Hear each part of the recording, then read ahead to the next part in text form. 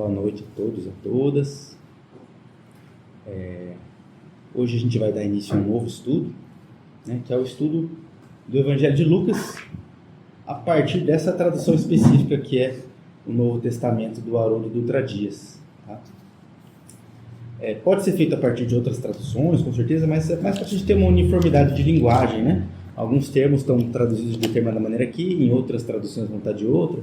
Então eu escolhi essa, porque gosto dessa. Ele é bem explicativo, ele tem bastante nota de rodapé, contextualizando questões históricas, enfim. E a ideia é que a gente vai seguir uma interpretação assim, pouco usual, eu diria, pouco usual, né? Porque a gente pode abordar um texto como o Evangelho a partir de múltiplas janelas. Vamos imaginar que a gente tem assim, uma casa circular. Imagina uma casa circular, ela tem 360 graus, um telhadinho ali e ela é redondinha, 360 graus de parede. E do lado de fora tem um imenso jardim. Então, todos os grandes textos espirituais da humanidade, particularmente os chamados épicos espirituais, eles podem ser vistos, segundo alguns estudiosos do assunto, como Blavatsky, por exemplo, foi uma grande estudiosa desse assunto, ele pode ser visto por pelo menos 7 janelas diferentes, né? 7 chaves de acesso. Então, uma delas, eu não sei se eu vou lembrar todas de cabeça, eu devia ter feito um roteiro disso, né? Uma delas vou ver se eu lembro, o contexto histórico mesmo, social, né? Vou anotar aqui como uma é o contexto histórico social. A outra é a questão cultural e o impacto na cultura, que tem na cultura como um todo, né? Na mudança dos costumes, digamos assim, na cultura e nos costumes, né? O outro, a dimensão ética e moral, né, do texto, a dimensão ética e moral. O outro ainda, outra janela, então, moral, cultural, ética moral, né? Outro ainda, tem uma chave astrológica, que é difícil, assim, particularmente para mim, porque eu não conheço muito de astrologia, mas todo grande texto você pode olhar a partir dos signos astrológicos que estão presentes na narrativa, né? Tem uma chave que ela é ligada à cosmologia ou cosmogonia, a criação do universo, né? Está presente no texto também. Tem outra que está ligada à matéria, especificamente dita, ao corpo, à saúde, à circulação dos órgãos e a matéria em todos os níveis, desde o corpo físico até o espiritual, digamos assim, até passando pelos níveis sutis, o corpo etérico, o corpo astral, enfim. Então essa é uma outra chave que dá para se interpretar. E por fim, a sétima é aquela que eu estou mais interessado aqui nesse nosso estudo, que é a chave que a gente pode chamar assim de psicológica arquetípica, né? Ou seja, nós vamos estudar os grandes símbolos presentes na narrativa, os grandes símbolos arquetípicos presentes na narrativa, né? É como se fosse, então, o estudo de um sonho, certo? Ou de um conto, de um mito. Por quê?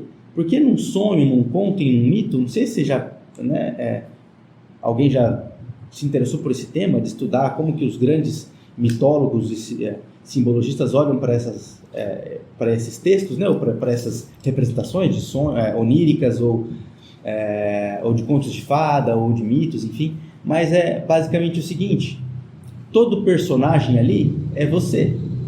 Então eu estou sonhando, tem uma casa velha, uma mesa quebrada, a casa velha é você, a mesa quebrada é você, o riacho que passa no fundo da casa também é você. Tinha um senhorzinho sentado no banquinho lá atrás, esse senhorzinho é você.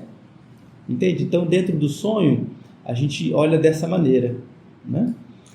E dentro de um mito também, de um conto de fada. Vamos pegar um exemplo de um conto de fada bem conhecido. A Branca de Neve, por exemplo, né? Esse é particularmente útil para a gente entender onde é que a gente quer chegar aqui nesse estudo, tá?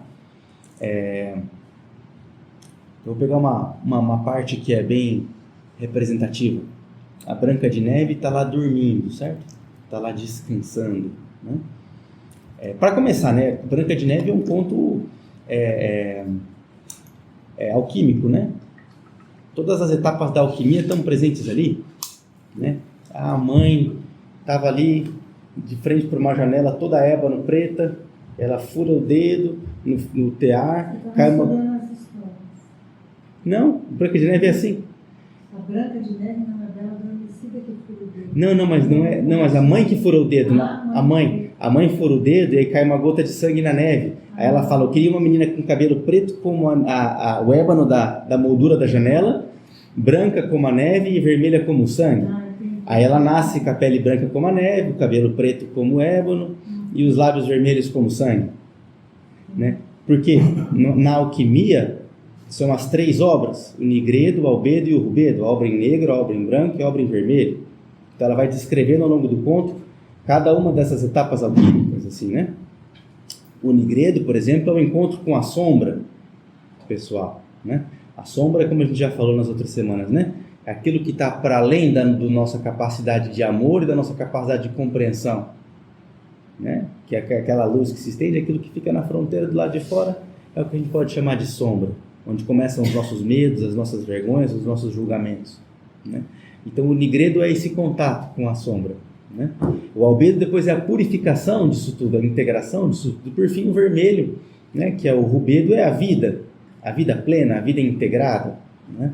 Então ali ele vai descrevendo essas etapas, mas tem essa parte que tem em outros contos também, da mocinha que está dormindo, bela, ali, a bela adormecida, tem outras que dormem assim profundamente, né? Até que o príncipe vai lá e dá um beijo e acorda, e as pessoas falam, o príncipe é um violador, ele foi lá e beijou uma mulher dormindo, né? Porque a gente tem esse problema da literalidade hoje em dia, né? Tudo é muito literal, né?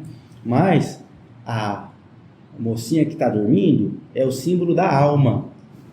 A alma como a nossa vida interior, a vida dos nossos sentimentos, ou o nosso inconsciente, se a gente quiser chamar assim. Essa é a representação da princesa ou da mocinha nos contos de fada, normalmente, né? E o príncipe é o espírito, né? O espírito é aquele que vem acordar a alma, que vem despertar a alma do seu sono e trazê-la para a vida.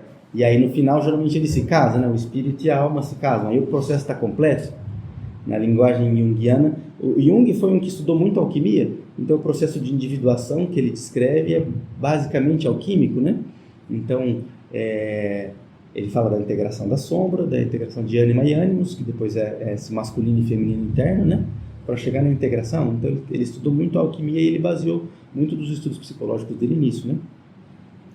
Então com esse olhar, é claro que a gente vai, quando o texto pedir por isso, a gente vai contextualizar outras janelas também, não tem problema nenhum, né? Vamos falar de aspectos históricos, sociais, aspectos ético-morais, enfim, tudo isso faz parte, né? E não tem como tirar 100%, mas é muito interessante a gente ter esse olhar mais arquetípico, mais simbólico para o texto, porque a gente vai reconhecendo os personagens dentro da gente. Então a gente vai reconhecendo Maria dentro da gente, certo? Jesus dentro da gente, né? Os apóstolos dentro da gente, o leproso que ele curou dentro da gente, entende? Então o texto ele ganha um sabor e uma magia muito diferente quando a gente tem esse olhar. É possível ler ele de todas as formas que você quiser. Exato. Dentro dessas séries que você citou aqui. Exato. Que fantástico isso.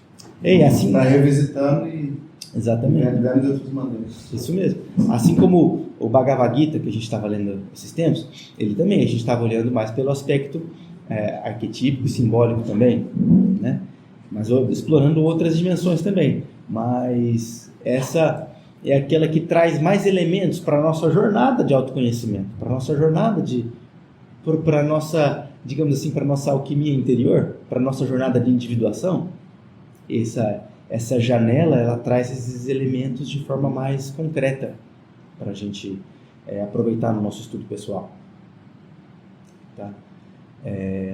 Então, o que é legal? A gente pode Vou fazer aqui ó, uma representação, ver se eu consigo fazer isso bem feito. Porque para a gente representar as nossas, digamos assim, dimensões aí psicoespirituais, a gente pode usar vários modelos. Mas eu acho que esse aqui é particularmente interessante. Tá? Ele é de Ibn al-Arab, é um sábio sufi. Né? Sufismo é a linha mística do Islã. Né? E esse grande sábio, Ibn al-Arab, ele propôs essa estrutura bem simples. 3 correntes, 3 círculos interligados formando uma corrente. Aqui, deixa eu pegar aqui uma penetração.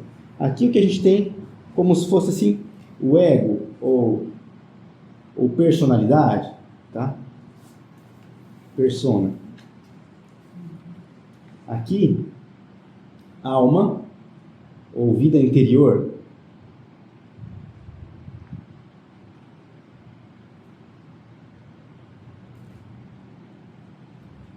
E aqui, espírito. Ou, aqui a gente pode chamar aqui também de mente. Mente racional, digamos assim, tá? Mente racional.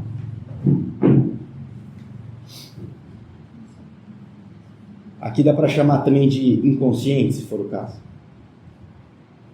No meio, né? Isso, o meio, inconsciente. E aqui em cima, espírito. Então, como que isso vai estar representado? Para a gente ter uma dica já de cara, tá? Estão enxergando? Tá vendo? Beleza? Então, aqui vai ser sempre um personagem masculino, tá? Vai representar o ego, a persona, né? Ou a mente racional. A alma, a vida interior, inconsciente, vai ser um personagem feminino. E aqui só tem um personagem, né? Quem dá mais? Quem pode ser esse personagem que será no Evangelho, né? Jesus, obviamente, né? Então, Jesus vai estar sempre representando o Espírito, certo? Então, normalmente, nos contos e nos mitos, acaba sendo representado como um personagem masculino, na maioria das vezes, né? Pela nossa tradição. Mas aqui não tem polo, certo? Essa dimensão, então, aqui a gente pode chamar assim de dimensão negativa e aqui dimensão positiva, no sentido eletromagnético da coisa, não no sentido de melhor e pior, né? Então, próton e elétron, digamos assim, né? Então, positivo e negativo. Então, masculino e feminino no sentido assim, a semente é masculina, a terra é feminina, né? Espermatozoide e o óvulo, assim por diante. A gente pode seguir isso em diversas o sol e a lua, enfim, o dia e a noite, né? Então, essas são as etapas principais, tá? Então, aqui não tem segredo. O único que vai representar essa dimensão do Espírito Eterno, ou seja, do reino de Deus interior, que o Espírito a gente pode chamar assim, né, o reino de Deus interno, vai ser o próprio Cristo. Aqui na nossa narrativa, assim como no Bhagavad Gita, é Krishna. Né? Enfim, aqui Arjuna seria o ego, né? E toda a batalha está acontecendo aqui, certo? Lá no Bhagavad Gita, né? Então ele fica bastante didático. Aqui o texto ele é mais... O texto do Evangelho, ele percorre outros caminhos, a gente precisa de um exercício de elaboração até mais refinado, porque ali no Bhagavad Gita ele está muito clara essa estrutura, né? Tem o Arjuna, o Krishna e a batalha acontecendo, não tem muito segredo, né? Agora o Evangelho a gente vai tendo que percorrer os caminhos e estar com esse olhar bem atento para perceber os elementos que estão se referindo a essa estrutura, para a gente captar. Então, por que eu falei pouco usual? Porque essa interpretação do Evangelho, a gente fez aqui uma vez, que a gente já leu o Evangelho de Lucas uma vez aqui, fazendo essa interpretação. Essa mesma. Uhum. E aí a gente até gravou uma série de vídeos, mas acabou se perdendo esse material. Aí eu falei, vamos fazer de novo, né? Mas assim, de fato eu nunca encontrei referências na literatura sobre essa interpretação do Evangelho.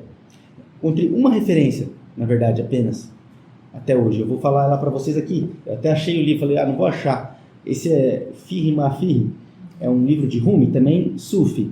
E os Sufis, eles tinham um olhar muito profundo sobre as questões espirituais. Então são os maiores nomes do sufismo, é o Ibn al-Arab e Rumi. Rumi é um poeta, também acima de tudo, né? Ele fala exatamente assim, ó, o corpo é como Maria, e cada um possui um Jesus dentro de si. Se sentirmos essa dor, nosso Jesus nascerá. Mas se não sentirmos dor alguma, Jesus volta à sua origem através do caminho secreto pelo qual viera, privando-nos de seus favores. É bem bonito, vocês já vão entender a hora que a gente entrar no texto assim, mas ele capta exatamente a essência desses primeiros capítulos aqui que a gente vai trabalhar. Tá? Então acho que seria mais isso, essa introdução, para antes da gente entrar no texto propriamente dito. E eu acho que seria legal a gente ler um capítulo inteiro e depois eu faço um videozinho no final do capítulo só dando um resumo, né? Não precisamos gravar tudo assim, para não ficar um vídeo muito longo, cansativo também.